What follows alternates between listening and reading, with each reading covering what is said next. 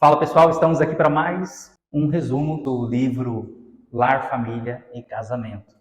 Esse livro é fantástico, um material fantástico, e hoje a gente vai entrar na lição de número 5, né? Que é o quinto capítulo, e a gente está ali abordando agora um pouco a parte familiar do que aconteceu na essência da primeira família. E é interessante aqui que nós vamos abordar 3 pontos fundamentais, que é a lição da queda. Então nós temos aí 3 lições que ela se divide, mas a gente tem um triunfo da graça dentro dessa lição. Por isso que esse trecho aqui do Gênesis capítulo 3, muitos teólogos chamam ele de o proto-evangelho, porque ali parece que é uma base. Então a família foi atacada, mas ao mesmo tempo Deus vem com uma solução.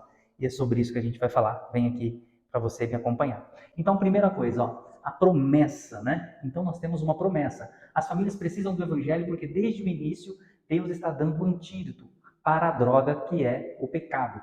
Então existe uma droga que é o pecado, né?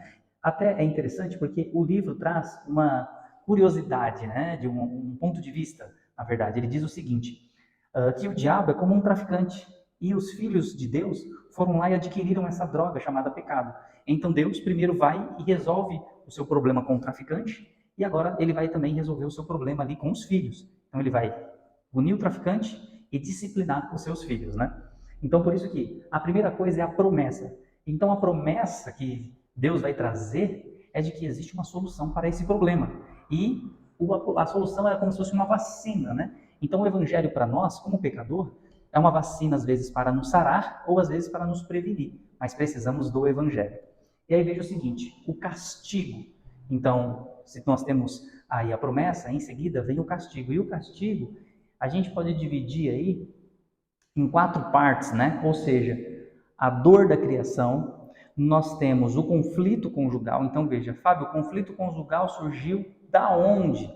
O conflito conjugal ele saiu do pecado, da raiz pecaminosa do homem. Então por isso que as brigas no casamento elas são da nossa raiz pecaminosa. Isso é importante porque um coração que tem Jesus ele vai entender isso melhor. A gente vai falar um pouquinho mais.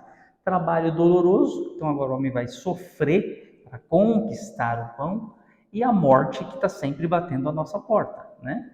E por último, a resposta de Adão, que é interessantíssima, a postura que Adão vai ter em relação a Eva no fechar desse momento de disciplina ali, de conversa com Deus. Vamos ver aqui, ó. Então, por exemplo, a dor da criação dos filhos. Isso é interessante porque o texto ali, ele vai colocar que é uma dor não do parto, mas é a dor da gestação do filho no seu contexto geral, até a sua vida adulta. Então, ter filhos será doloroso. É isso que o texto quer dizer ali de Gênesis, né? Outra coisa, o conflito conjugal. O resultado do conflito conjugal é o pecado. Essa competição, essa luta do homem e da mulher vem do resultado do pecado, porque a mulher não se submeteu à autoridade do homem do jardim, tomando a iniciativa, e o homem também, por sua vez, foi omisso, submisso à sua missão de proteger o jardim. Então, os dois pecaram e esses conflitos conjugais nascem dessa postura errada. E aí nós temos também o trabalho, obviamente, que o trabalho passa a ser doloroso. E por último, né, nós temos aqui, voltando só mais um, à luz do decreto, a morte no versículo 19, Adão poderia ter chamado, olha só que interessante. Nós vamos então, falamos do trabalho, agora da morte. Esse texto vale a pena a gente ler. Ó. À luz do decreto de morte do versículo 19, Adão poderia ter chamado sua esposa de mortícia. Mas, em vez de focar-se na morte iminente, ele deu o nome de Eva, ou seja, vida à mulher. Então, veja, o que Adão fez ali, quando ele deu o nome a Eva, o que ele está dizendo? Ele está dizendo que só há esperança agora na vida que virá através da mulher. E quem é essa vida que veio através da mulher? O próprio Jesus. E aí entra uma coisa interessantíssima. Cada criança, cada filho que nasce, ele é uma potencial esperança para esse mundo. Por isso que um outro conceito interessantíssimo é de que os pais não querem filhos porque eles estão com medo do jeito que o mundo está. Mas na realidade, se nós não colocarmos mais filhos no mundo, o mundo só vai piorar. Porque aqueles que são pais de pet não querem ter filhos e têm seus valores deturpados. e aqueles que têm os valores também estão diminuindo a sua quantidade de filhos. Ou seja, se eu tenho bons valores, eu tenho que inserir mais pessoas na sociedade com esses bons valores.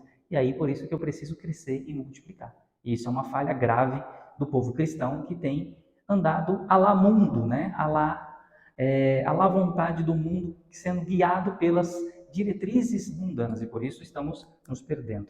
Bom, e a gente fecha aqui, ó, a provisão de Deus, o sacrifício. Veja o seguinte, então nós temos aí 3 pontos. O primeiro ponto, a promessa. O segundo ponto, o castigo. Mas o terceiro ponto, existe aí a provisão de Deus, que é o que? Um sacrifício. E esse sacrifício vai estar dentro de um cordeiro, que já representa a morte de Jesus.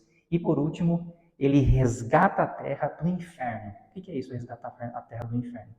Ele não permitiu mais que o homem pecaminoso e a mulher pecaminosa acessasse a árvore do bem e do mal, a árvore da vida, acessasse a árvore da vida e comesse do fruto da árvore da vida. Porque se eles o fizessem, então, aí sim, eles viveriam eternamente. Então, por isso, Deus cessa o acesso deles ali, fecha, para que eles não venham a comer da árvore da vida. Fábio, mas eu achei muito interessante, mas o que isso tem a ver com a minha família hoje?